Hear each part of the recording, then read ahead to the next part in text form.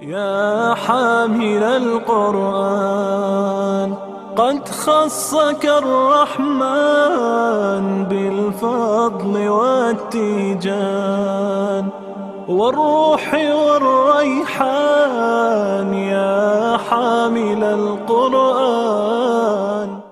بەناوی خۆی بەخشندەی میهرەبان درود و سڵاو بۆ سەر گەورەی پەیامبەران محەممەد و خانەوادەکەی و یارانی بەتێکڕە.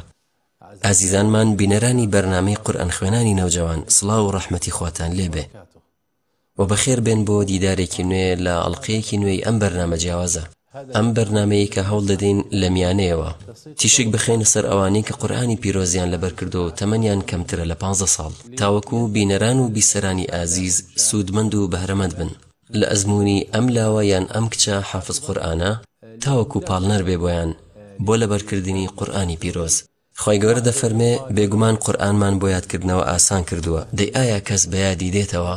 و ئیمامی شافعیش ڕزای خۆی لێبێ دەفەرمێ ئەگەر چاکبوونی منداڵەکەت یان براکەت یان هەر کەسێکت دەوێت ئەوە بیخەنێ و باخچەی قورئانەوە، ئەوە خی گەورە چاکی دەکات پێی خۆش بێ یان نا بەویستی خوا.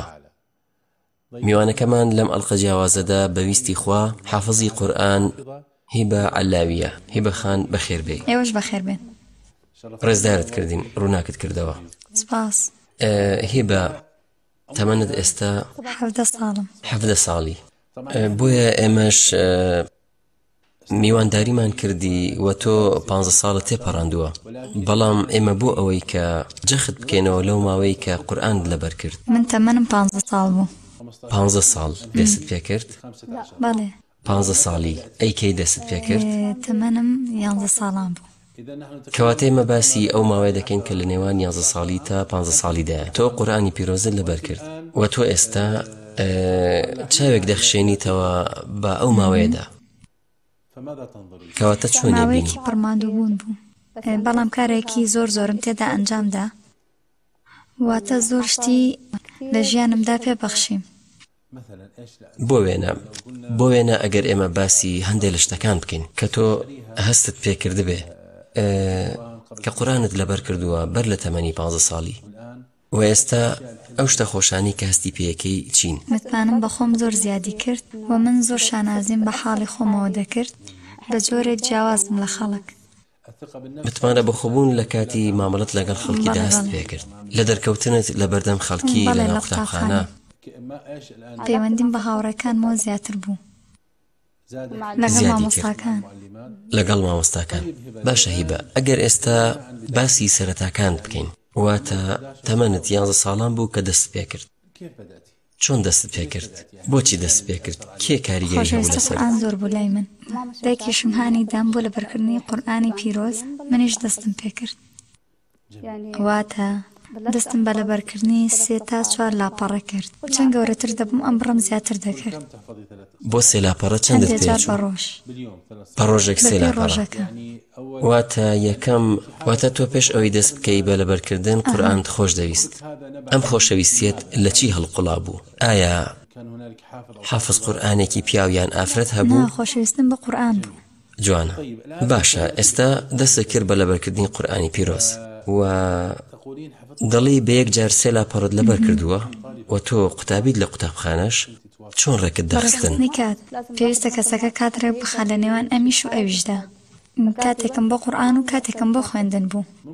دەکرێت بۆمان باسکی کە چۆن کاتت ڕێک دەخست؟ سەرەتا من زۆر لەبیرم نەماوە، کاتژمێرێک لەبەرم دەکرد، بۆ وێنە چارەکێک لەبەرم دەکرد، کاتژمێرێکی شوانم دەخوێند.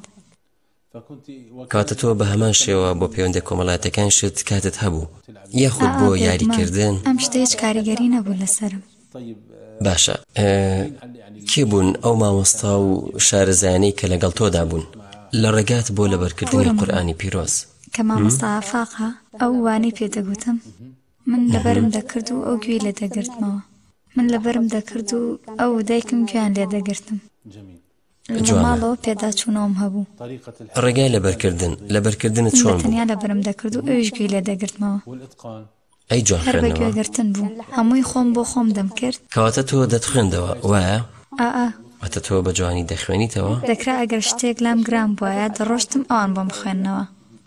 کەواتە تۆ قورئانت بە تەجویدەوە لەبەر کرد. کەواتە هەندێک لە ئاەتەکان گوێبگرین بزانین جوان دەخوێنیتەوە.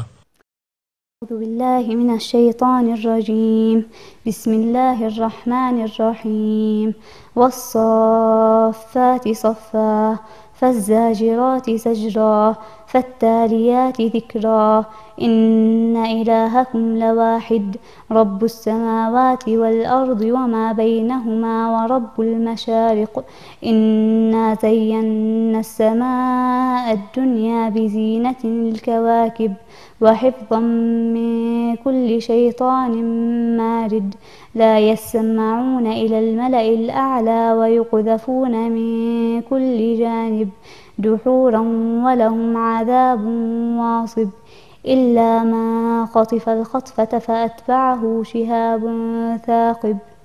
ئافرین بەرەکەتدار بی.